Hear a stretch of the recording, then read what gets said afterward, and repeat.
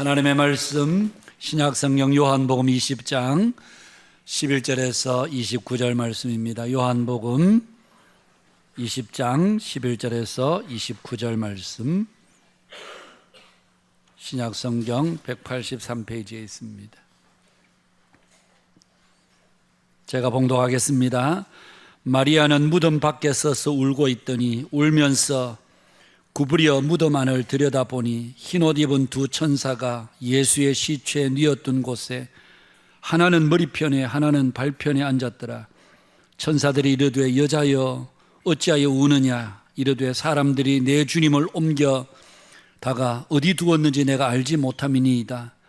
이 말을 하고 뒤를 돌이켜 예수께서 서 계신 것을 보았으나 예수이신 줄은 알지 못하더라. 예수께서 이르시되 여자여 어찌하여 울며 누구를 찾느냐 하시니 마리아는 그가 동산지기인 줄 알고 이르되 주여 당신이 옮겼거든 어디 두었는지 내게 이르소서. 그리하면 내가 가져가리이다. 예수께서 마리아야 하시거늘 마리아가 돌이켜 히브리 말로 라보니 하니 이는 선생님이라는 말이라.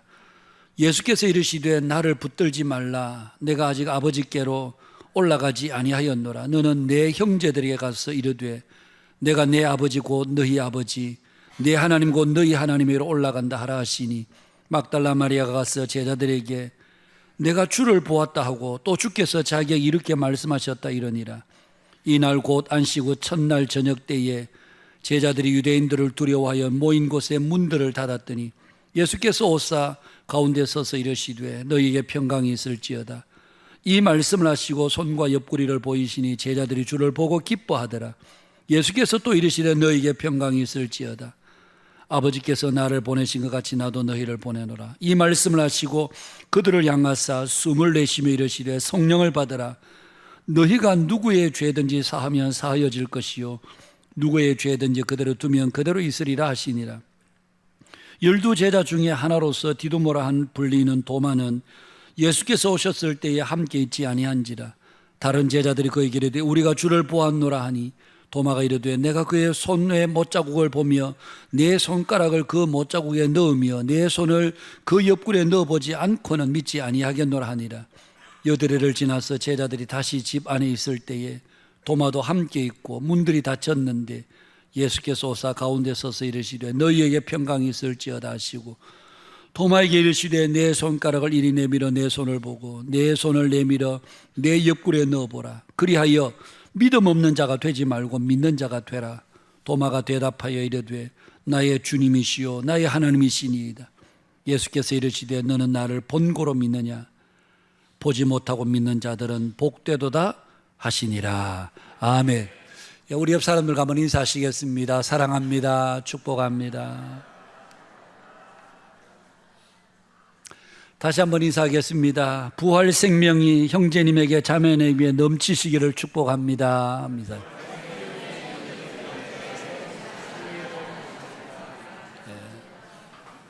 3부 예배 오신 분들은 다 똑똑하신 분들이신 것 같습니다. 어떤 예배는 하니까 이래서 그냥 뭔 말 하는지 알 수가 없었는데 아마 3부 때는 다 정신이 바짝 들어서 그러시겠죠.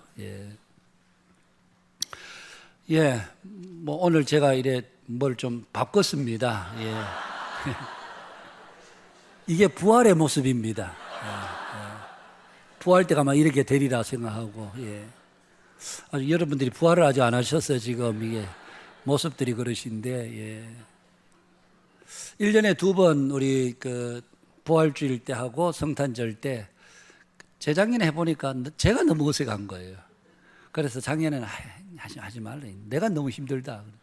근데 또 우리 이런 사역 팀들이 또 있어서 1년에 2차례를 하는데 목사가 그것마저 자꾸 거부를 하니까 이분들이 이래서는 안 되겠다. 그래서 또 사역도 살리고 또 왜냐하면 연극하고 드라마하고 할 때 또 이분들이 다 열심히 하시거든요. 그래서 오늘 이렇게 했는데 내려가시면서 다 10년은 젊어 보입니다.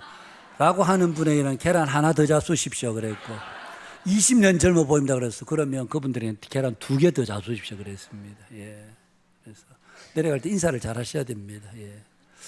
오늘 우리가 복된 우리 그 부활주일을 맞이하고 있는데 사실 우리가 매주일 부활주일입니다. 사실은 예수님께서 안식후 첫날 부활하셨거든요. 오늘 우리가 주일을 지키는 날이 다 사실은 주님의 부활을 기념하는 주일입니다. 그런데 특별히 1년에 한 차례 절기로 이렇게 지키는 것은 다시 한번 예수님의 부활의 의미, 부활 생명이 무엇인지 또 우리 자신들을 돌아보고 또 그러면서 우리의 신앙을 더 새롭게 하기 위해서 우리가 부활 주일로, 절기로 그렇게 지키고 있습니다. 오늘 부활 이 주일에 예수님의 부활 생명이 정말 우리 모두의 생명으로 확신 있게 자리매김하고 그 생명으로 살아가는 우리 모두가 되기를 주님의 이름으로 축복합니다. 오래전에 우리나라에 상영된 영화, 헐리우드 영화였는데요, 해리슨 포드라고 하는 사람이 주연을 했던 에어포스 1이라고 하는, 그래 설교를 주면 찾아보니까 1997년에 상영이 됐더라고요. 그러니까 지금부터 한 28년 전입니다. 아마 지금 20대 분들은 그 영화를 아마 본 적이 없을 테고, 아마 오래되신 분들은 에어포스 1이라고 하는 영화를 보신 분들이 들어 계실 겁니다. 테러범들이 미국 대통령의 전용기인 에어포스 1을 납치하게 됩니다. 그래서 그 비행기 안에는 대통령과 그 가족들 그리고 수많은 수행원들이 막 테러범들에 의해서 공중 납치가 되었으니까 미국 이 정부에서는 막 큰 발칵 뒤집힐 일이 생긴 거죠. 그런데 대통령의 역할을 맡았던 이 해리슨 포드라는 사람이 테러범들을 하나씩 물리치고 극적으로 전용기 안에 있는 모든 생명들을 구해내는 그런 스토리로 영화가 이어지게 됩니다. 그 과정에서 이 전용기가 너무나 많은 손상이 있어서 결국 도저히 사람들을 더 이상 타고 갈 수가 없는 상태가 되자 긴급하게 수송기를 보내게 됩니다. 그래서 대통령의 지휘 아래 추락하는 전용기에 있던 사람들이 하나씩 둘씩 공중에서 줄을 연결해서 전용기에서 수송기로, 그래서 그 줄을 타고 공중에서 수송기로 이동하는 그런 장면들이 영화 속에서 나오는 것을 보게 됩니다. 한편 지상에서는 다른 어떤 것보다도 다른 사람들이 아니도 궁금하지만 대통령의 생존 여부가, 대통령이 지금 무사하냐, 대통령이 지금 어떤 상황이냐, 계속해서 수송기로 무전을 보냅니다. 그런데 수송기에서는 별다른 응답이 없습니다. 마침내 모든 사람들이 수송기로 옮겨지고 이제 마지막으로 대통령이 탈출해서 수송기에 탑승을 하게 됩니다. 그러자 그 수송기에서 지상으로 회신을 보냅니다. 본부 나와라. 이제 이 수송기가 에어포스 1이다. 그런 한마디의 무전을 그렇게 보내게 됩니다. 그러자 지상에서 초조하게 기다리던 사람들이 그야말로 환호성을 울리며 박수를 치게 되죠. 그리고 에어포스 1이 된 수송기 주위에는 공군의 전투기들이 편대를 이루어서 그 수송기를 호위하게 되는, 영화 속에서는 그 편대장이 수송기 안에 있는 대통령을 보고 인사를 하는 장면이 나오는데 실제로 공중에서 인사하면 보이는지 안 보이는지는 모르겠습니다만은 깍듯하게 인사를 합니다. 그러면서 이제부터는 저희들이 모시겠습니다. 그러면서 공중에서 공군 전투기들이 그 수송기를 호위하는 그런 장면이 영화에서 연출된 것을 볼 수가 있었습니다. 여러분, 대통령이 탑승하기 이전까지만 해도 이 수송기는 그야말로 지극히 평범한 사람이나 물조를 수송하는 그런 수송기에 불과했습니다. 그러나 대통령이 탑승하면서부터 그 한 가지 이유로 이 수송기의 존재 자체가 바뀌어져 버리게 됩니다. 아무리 초라하고 아무리 제대로 시설이 갖춰져 않는 비행기를 할지라도 대통령이 탑승하면서 동시에 이 비행기는 그야말로 미국 대통령의 전용기인 에어포스 1이 되는 것입니다. 여러분, 어떤 의미에서 우리 그리스도인의 삶의 정체성도 이와 같다고 할 수 있습니다. 사람들이 보기에는 보잘것없어 보이고 별 사람 아닌 것 같이 보여도 그 안에 부활하신 예수님의 생명이 그 안에 있다면 그 사람은 그 자체로 귀하고 존귀한 사람이 되는 것입니다. 그래서 일찍이 사도 바울은 고린도후서 4장 7절에서 이렇게 말씀합니다. 우리가 이 보배를 질그릇에 가졌으니 이는 심히 큰 능력은 하나님께 있고 우리에게 있지 아니함을 알려 함이니라. 그렇게 말씀하고 있습니다. 우리는 모두 다 질그릇 같은 존재라는 거죠. 잿물을 덮지 않고 어떤 유약도 바르지 않고 그야말로 질흙으로 만들어진 그런 흙으로 구워진 만든 그냥 투박하기 짝이 없고 어떤 모양도 문양도 없는 그야말로 겉표면에 아무런 윤기가 없는 이 질그릇을 만드는 것은 허드렛 일을 위해서 그냥 얼마든지 꿰줘도 괜찮은, 아깝지 않은 그런 그릇들로 쓰여지는 것이 바로 이 질그릇입니다. 그런데 그 자체로는 보잘것없지만 여러분, 그 질그릇 속에 보물이 들어가면 그때부터 이 질그릇의 대접이 달라집니다. 그릇이 바뀐 것은 아니지만 그 안에 있는 보물이 담기면서부터 이 질그릇은 사람들이 소중한 그릇으로 그렇게 취급되고 그렇게 보호를 받게 되는 것이죠. 오늘 그리스도인들이 이 땅에서 귀한 이유가 바로 그것입니다. 부활하신 예수님의 생명이 이 썩어져 없어질 육체 가운데 그 예수님의 생명이 우리의 생명이 되니까 그때부터 우리의 존재 자체가 여러분 180도로 바뀌어지게 되는, 달라지는 그런 존재가 되더라는 얘기입니다. 여러분, 오늘 우리 그리스도인들은 이 땅을 살아가지만 삶과 죽음에 그렇게 매여서 살아가는 사람들이 사실은 아닙니다. 오늘 우리는 많은 분들이 삶과 죽음에 많이 민감하고 질병에 굉장히 민감하고 혹시 이러다 내가 죽는 게 아닌가 이런 것에 되게 우리가 모두가 다 민감하긴 합니다만은, 그러나 본질적으로 그리스도인들은 삶과 죽음에 그렇게 민감한 자들이 아닙니다. 살아있다고 해서 우리가 뭐 마냥 기쁘거나 죽었다고 해서 마냥 슬프거나 그런 존재가 아니라는 얘기입니다. 여러분, 우리가 살아도 주를 위해 살고 죽어도 주를 위해서 죽고, 그리고 우리의 생명은 오늘 우리 장로님께서 기도하시면서 그렇게 기도하셨습니다마는, 나는 부활이요 생명이니 나를 믿는 자는 죽어도 살지만 살아서 나를 믿는 자는 영원히 죽지 않는다. 그러니까 우리에게는 삶과 죽음이 그다지 큰 의미가 있다거나 삶과 죽음이 우리의 인생 자체를 뭐가 바꾸거나 그게 아니고, 우리는 살아도 주님의 생명이 있고 죽어도 영원히 죽지 않는 주님의 생명으로 사는 그런 존재들이 바로 부활하신 예수님이 우리 안에 들어올 때 우리의 존재 자체는 그렇게 바뀌어지는 존재라는 얘기입니다. 조정민 목사님이 쓰신 책 Why Jesus라고 하는 책이 있습니다. 왜 예수인가? 그 책에 보면 목사님께서 이런 말씀을 합니다. 오늘 많은 그리스도인들이 믿음은 가졌고 영원한 것도 알고 있지만, 그러나 불행하게도 영원을 사모하는 마음은 부족하다. 다 믿음은 있습니다. 영원한 것이 무엇인지도 압니다. 그런데 정작 영원한 것을 사모하는 일은 심히 부족한 것이 오늘 한국의 그리스도인의 모습이라는 얘기입니다. 우리는 늘 이 땅의 것을 자꾸 추구합니다. 이 땅에서 좀 더 어떻게 하면 잘 살까? 편안하게 살까? 안전하게 살까? 안락하게 살까? 이런 것들에 많은 관심을 가지고 있지, 영원한 나라, 영원한 생명에 대해서는 상대적으로 그 관심이 심히 부족한 것이 어쩌면 오늘 이 시대 21세기를 살아가는 우리 그리스도인의 모습이 아닌가 하는 생각이 듭니다. 여러분, 오늘 예수님의 부활은 단순히 예수님 자신을 위한 부활이 아닙니다. 할렐루야, 우리 예수 부활 성천하셨네. 우리 예수님 부활을 축하드립니다. 우리 예수님의 부활을 축하하는 자리가 아닙니다, 여러분. 여러분, 예수님의 부활은 예수님 자신을 위해서 부활한 날이 아니라 바로 우리를 위한 부활인 것입니다.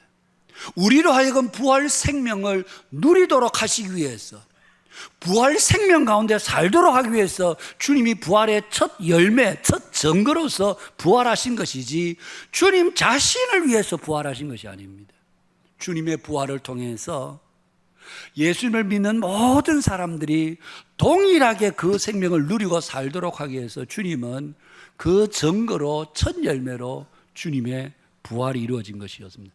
그래서 예수님의 부활이 우리에게 기쁜 소식인 이유는 예수님의 부활이 곧 나의 부활이 되었기 때문에, 예수님의 부활 생명이 곧 내 생명이 되었기 때문에, 그래서 우리가 기쁜 소식이지, 예수님이 부활하셨다 할렐루야 박수 치는 게 이게 부활주일이 아니라는 얘기입니다.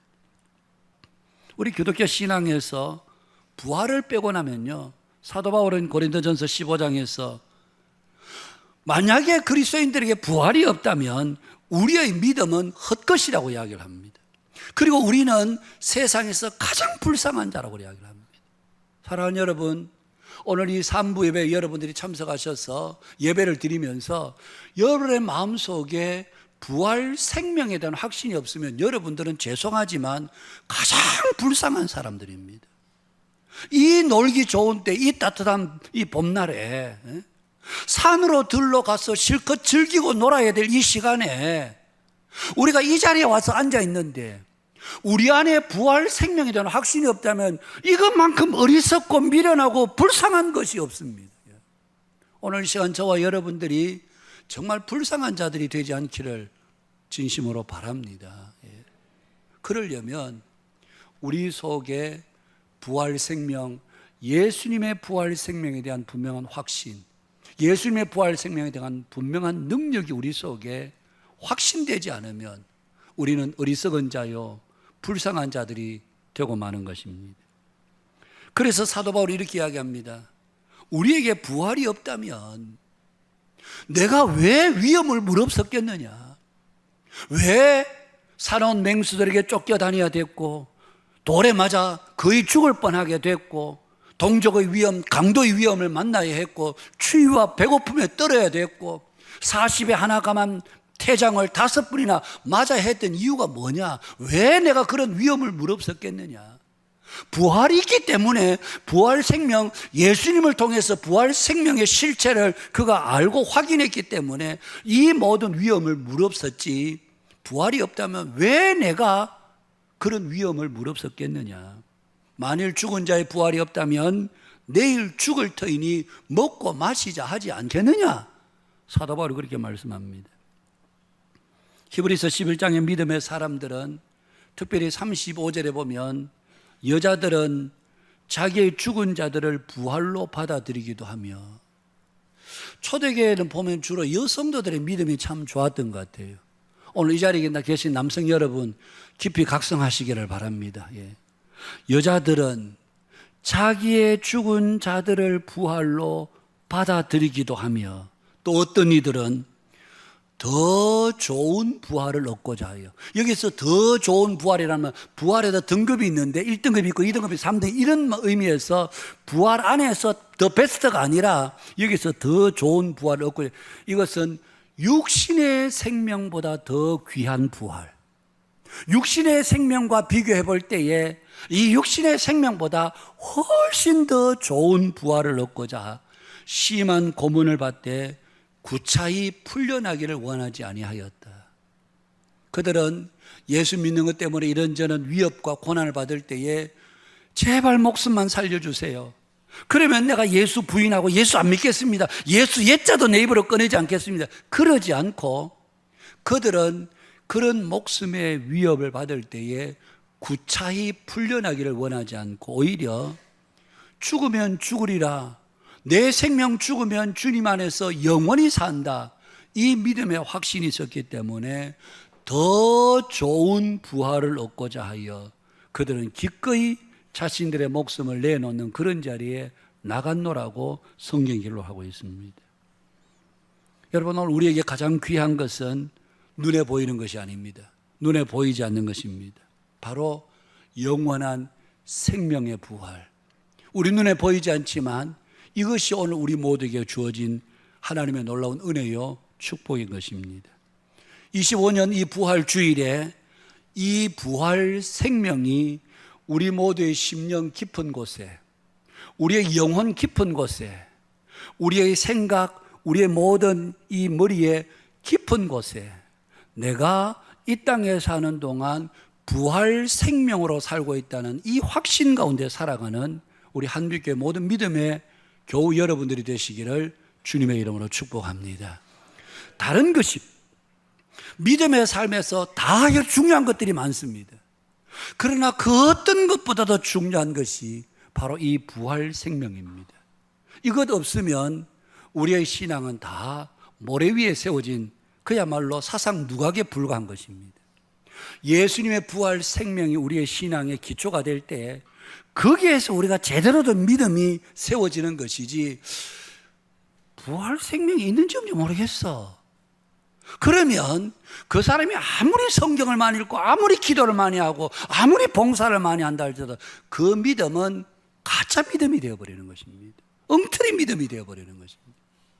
그래서 오늘 이 아침에 우리 모두의 가슴 속에 예수님의 부활 생명이, 나는 죽어도 살지만 영원히 죽지 않는 생명을 주님으로부터 받았다, 이 생명이 우리의 가슴을 뛰게 해야 되고, 이 생명 때문에 우리가 이 땅 위에 사는 동안도 기쁘게 즐겁게 살다가 주님 앞에 갈 때 주님, 이제 예수님께서 십자가에서 아버지, 내 영혼을 아버지의 손에 부탁하나이다 전적으로 맡긴 같이, 유대인들은 슬픈 일을 당할 때에, 잠들 때에, 그럴 때 아버지, 내 영혼을 아버지께 부탁하나이다. 우리의 삶이 온전히 하나님께 맡겨져서 주님이 이끄시는 복된 삶으로 이어지는 우리 모두가 되시기를 축복합니다. 이제 오늘 본문을 보시면 부활을 만난 사람들, 세 부류의 사람들이 나옵니다. 먼저 막달라 마리아입니다. 그는 일찍 7 귀신 들렸던 여인이라고 합니다. 예수님을 만나서 치유를 받고 정말 남은 일생 동안 예수님을 그렇게 따라다녔던 여인이 바로 이 막달라 마리아였습니다. 여러분 생각해 보십시오. 한 마리의 귀신도 아니고 7 귀신이 들렸으니까 아마 이 삶이 그야말로 만신창이가 되었을 것입니다. 아마 그의 남편이 있었다면 남편으로부터는 이 여자가 미쳤나? 이거 왜 이래 너? 왜 정신없이 살아?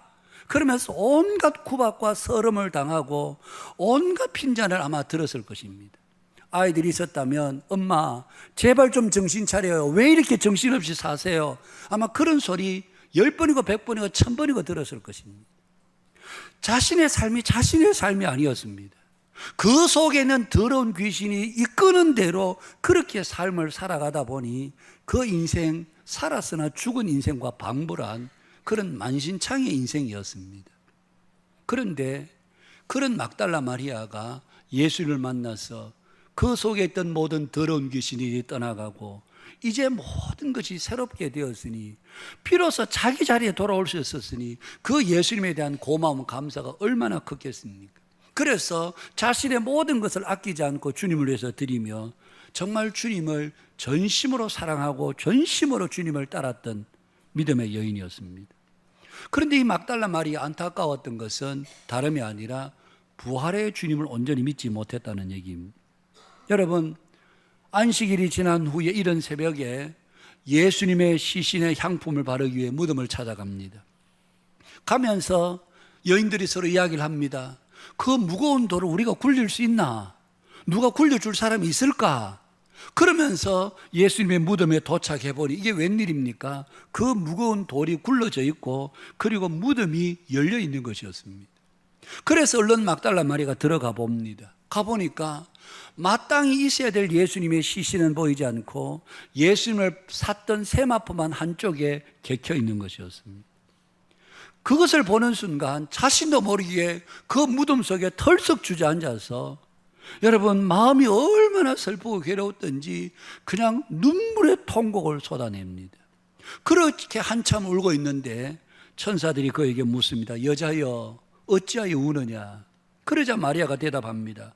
사람들이 내 주님을 옮겨다가 어디에 두었는지 내가 알지 못하나이다. 여러분, 그때 오늘 우리가 읽은 14절 말씀에 보면 이 말을 하고 뒤를 돌이켜 예수께서 서 계신 것을 보았으나 예수이신 줄을 알지 못하더라, 그렇게 되어 있습니다. 여러분, 마리아는 왜 뒤를 돌이켜 예수님이 서신 것을 보았음에도 불구하고 그분이 예수님인 줄 잘 몰랐을까? 여러분, 왜 몰랐을까요? 이유는 다른 데 있지 않습니다. 마리아의 생각 속에 이 예수님이 살아났을 리가 없어. 이 예수님은 여기에 누워 계셔야 되는데 안 계셔. 예수님이 살았어. 그 뒤에 서 계셨지만 예수이신 줄을 알지 못했다. 마리아 이미 생각 속에 이분이 예수님일 수가 없어. 예수님은 여기 누워 계셔야 되는데 그 시신이 없으니까. 여러분, 예수님이 죽음에서 부활하실 것을 그는 단 한 번도 상상하거나 생각하지 않았기 때문이었습니다. 바로 막달라 마리아가 이런 상황이 있었습니다. 이런 막달라 마리아가 부활하신 예수를 만나자 여러분 18절 말씀을 보십시오. 막달라 마리아가 가서 제자들에게 내가 주를 보았다. 또 주께서 자기에게 이렇게 말씀하셨다. 이러니라. 여러분 막 달려가서 제자들에게 베드로 내가 주님 보았어 그렇게 이야기했겠습니까? 여러분 한번 상상을 동원해서 한번 생각해 보십시오. 정신없이 달려가서 신발이 뭐 신겨 있는지 벗겨 있는지 모를 만큼 정신없이 제자들에 뛰어가서 아마 고함 지를 수 있는 숨은 턱까지 차오르는데 하여튼 최대한 숨을 자제하면서 내가 주를 보았다고 그렇게 아마 절박하게 외치지 않았겠습니까? 부활하신 예수님을 진정으로 만나면 바로 이렇게 예수님의 증인이 되는 것입니다. 여러분 사도 바울이 얼마나 예수님을 믿는 자들을 찬양하고 핍박하던 사람이었습니까? 그러다가 다메섹으로 가는 길 가운데 부활하신 예수를 만나고 난 뒤에 그의 인생은 180도 바뀌어서 예수 그리스도를 아는 것 외에 모든 것을 다 배설물로 여기는 똥과 같이 여기는 그러면서 자신의 삶을 전적으로 주를 위해서 온전히 헌신하고 바쳤었습니다. 몇 년 전에 저희 교회 한 30여 분과 함께 우리가 튀르키예 소아시아 유적지를 다녀왔습니다. 며칠 전에 그때 우리를 가이드했던 김성훈 고려신학대학원 교수를 만났는데 앉아서 밥을 먹으면서 하는 얘기가 그것이었습니다. 저보고 신 목사 아직까지도 한빛교회 역사를 깨는 교회가 없다 이러는 거예요. 그게 무슨 말인가 하면 자기가 지금까지 수많은 교회들을 데리고 튀르키예를 다녀왔는데 한빛교회 교인들만큼 잘 노는 교인도 없고 사진도 그렇게 많이 찍는 교인들이 없었다는 거예요. 아직도 그 역사가 안 깨진다는 거예요. 사진을 도반지 얼마 찍었는가 하면 다 찍은 걸 계산해보면 한 7,000장 좀 찍었더라고요. 한 지역에 거기에는 온천이 있는 곳이 있어서 밤에 이제 하루 일정 다 마치고 이제 온천, 뭐 그거는 우리처럼 이런 온천이 아니고 아주 뭐 큼큼한 그런 온천이더라고요. 거기 가서 이제 뭐 우리가 다 뭐 수영복 뭐 그냥 이 반바지 입고 또 위에 이제 긴 셔츠 입고 수영장에 갔죠. 가서 어느 권사님이 우리 여기 계시는 이서한 장로님에게 장로님 야자 타임 합시다 이랬습니다. 그러니까 장로님이 이장님께서 야자 타임이 뭐고 이러니까 수하나 이라는 게 야자 타임입니다 이랬어. 그래서 거기서 아마 교수님 멀리서 보고 야, 저 교인들 어떻게 저래 잘 노냐. 근데 튀르키예를 가면서 차를 타고 중부에서부터 이 서부 이스탄불까지 차를 타고 계속 소아시아 유적지를 따라오는데 뭐 거기는 뭐 우리처럼 높은 산은 먼 곳에 있겠지만은 가까운 데 보면 늘 이리 언덕 같은 산들이 많거든요. 거기 다 밀밭이더라고요. 근데 차를 타고 오면서 뭐 저만 그렇게 생각했던 것은 아닐 거고 많은 분들이 특별히 저는 그런 생각이 들었습니다. 야, 그 언덕 너머를 보면서 저 길을 사도 바울이 2000년 전에 걸었구나. 추위를 뚫고 더위를 무릅쓰고 때로는 사나운 맹수들과 부딪히면서 사도 바울이 저 길을 넘고 저 언덕을 넘고 저 산을 넘고 저 길을 넘어서 우리는 차를 타고 금방 몇 시간 만에 올 거리를 어쩌면 몇 날 며칠을 길에서는 어떻게 잠을 잤을까? 오면서 뭘 먹었을까? 그러면서 그 길을 걸어서 복음을 전했다고 생각하니 마음에 그냥 절로 눈물이 왈칵 쏟아지는 그런 짠함을 느끼게 되겠더라고요. 여러분, 사도 바울이 왜 그렇게 했겠습니까? 부활하신 예수님 만나고 난 뒤에 이분이 확실하다. 다른 거 어떤 거 필요 없다 이제는. 그래서 이 예수님을 전하는 일에 자신의 온 생명을 바쳤던 바로 막달라 마리아가 부활하신 예수를 만나자 그는 부활의 첫 증인이 되었던 증인의 삶을 살았던 막달라 마리아의 모습을 보게 되죠. 우리 모두도 부활하신 예수님을 우리가 진정으로 만나게 되면 만나는 사람들에게 예수 그리스도를 전하고 싶은 마음이 예수님의 생명을 나누고 싶은 마음이 우리 속에 생기게 된 이유가 바로 여기에 있는 것입니다. 둘째로는 제자들입니다. 여러분 예수님이 죽으시기 전까지만 해도 제자들이 얼마나 예수님에게 충성 경쟁을 서로 벌였던 자들 아닙니까? 내가 예수님 오른쪽이야. 내가 오른쪽이야. 그러면 서로 충성 경쟁을 벌였던 그들이 예수님이 잡히시고 신문받고 십자가에 죽으시자 하나같이 그들은 모두 다 예수님을 부인하고 외면하고 다 도망을 쳐버렸습니다. 그런 그들에게 부활하신 예수님께서 나타나셔서 첫 번째로 하신 말씀이, 야, 내가 너희들 그럴 줄 몰랐다. 진짜 인간적인 배신감 느낀다. 야, 사람의 탈을 쓰고 어떻게 그럴 수 있냐. 주님이 그렇게 말씀하시지 않고 너희에게 평강이 있을지어다. 오늘 이 부활주일 아침에 부족하고 한없이 연약한 우리들에게 오늘 주님 이 시간 우리를 찾아오셔서 너 왜 그 모양으로 살아? 그렇게 말씀하시지 않고 우리 각자의 심령에 주님께서 동일하게 너희에게 평강이 있을지어다. 이 말씀이 여러분의 가슴 속에 울려 퍼지게 되기를 주님의 이름으로 축복합니다. 너희에게 평강이 있을지어다. 두 분을 거듭 말씀하셨습니다. 그리고는 아버지께서 나를 보내신 같이 나도 너희를 보내노라. 성령 받으라. 그렇게 주님이 말씀하셨습니다. 그리고는 중요한 것이 23절 말씀입니다. 너희가 누구의 죄든지 사하면 사하여질 것이요 누구의 죄든지 그대로 두면 그대로 있으리라. 여러분 무슨 말씀입니까? 우리에게 사람들의 죄를 사하는 권세와 능력이 있다, 그런 뜻이 아니고 앞으로 너희들이 전하는 복음을 통해서 그 복음을 들으면 그 사람은 죄 사함을 얻고 구원받는 길이 열리지만 너희들이 전하는 복음의 말씀을 듣지 않으면 죄 사함의 길도 구원의 길도 없다는 얘기입니다. 그래서 오늘 부활하신 예수님을 만난 우리들이 전하는 말은 그냥 여러분 메아리처럼 공중에서 울리다가 없어져 버리는 그런 말이 아닙니다. 우리가 전하는 말은 듣는 자들에게 죄 사함과 용서와 구원의 길이 되는 놀라운 능력의 말씀, 그것이 바로 부활하신 예수님을 만난 자들을 통해서 주께서 전하게 하시는 말씀인 것입니다. 오늘 저와 여러분들이 세상에 나가서 우리가 복음의 말씀을 전할 때에 우리의 말에 귀를 기울여 듣는 분들도 계시고 그러나 우리의 말을 거절하는 분들도 계실 겁니다. 아이고 막 그런 소리 하지 마라, 그런 소리 하거든 앞으로 내 찾아오지 마라, 그런 분도 분명히 계실 겁니다. 그러나 여러분 죄송한 것은, 그분들이 죄송한 것은 너 앞으로 그런 말 하거든 내 찾아오지 마, 그때 말하는 사람은 자기 자신이 스스로의 죄 용서도 없고 구원도 없는 영원한 멸망으로 스스로 걸어가겠다는 것입니다. 이게 진짜 통탄할 노릇입니다.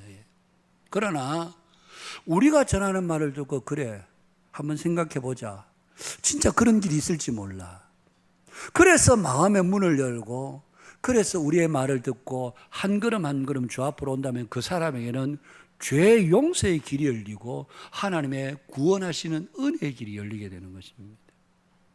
그런 죄 용서와 구원의 우리의 말을 통해서 근거가 되게 하겠다는 것이 바로 부활하신 주님께서 우리에게 주신 명령이고 사명인 것입니다. 우리는 그런 존재들로 세상에 보냄을 받습니다. 사랑하는 여러분, 오늘 우리가 그냥 세상에 보냄을 받은 존재들이 아니라 바로 우리의 말 한마디 한마디를 통해서 세상이 죄 용서, 구원의 길이 열리도록 하는 그런 놀라운 존재로 보냄을 받았다. 이게 바로 부활 생명을 가진 사람들을 통해서 하나님께 역사하시는 두 번째 역사입니다. 마지막 세 번째는 도마입니다. 제자들이 함께 모였을 때 그 자리에 도마가 없었습니다. 그리고 여드레가 지난 후에 도마가 있을 때 주님께서 또 한 번 나타나셨습니다. 그리고는 도마에게 말씀하셨습니다. 내 손가락을 이리 내밀어 내 옆구리에 넣어보라. 그리하여 믿음 없는 자가 되지 말고 믿는 자가 되라. 그러자 도마가 고백합니다. 나의 주님이요 나의 하나님이십니다. 성경에는 그런 기록들이 없습니다만 역사의 기록 속에는 훗날 도마는 인도의 남부 켈렐라까지 가서 그곳에 가서 복음을 전하다가 벌겋게 달군 접시 위에 올려놓고 사람들이 마구 창으로 찔러서 그곳에서 순교하는 죽음을 죽었다. 그런 역사적 기록이 남겨져 있습니다. 부활하신 주님을 만났을 때에 더 이상 생명의 죽음이 두렵지 않고 담대하게 복음을 전하는 하나님의 사람으로 도마가 하나님 앞에 드려질 수 있었습니다. 여러분 오늘 우리가 성경을 통해서 막달라 마리아와 여러 명의 제자들과 도마의 모습을 보았습니다.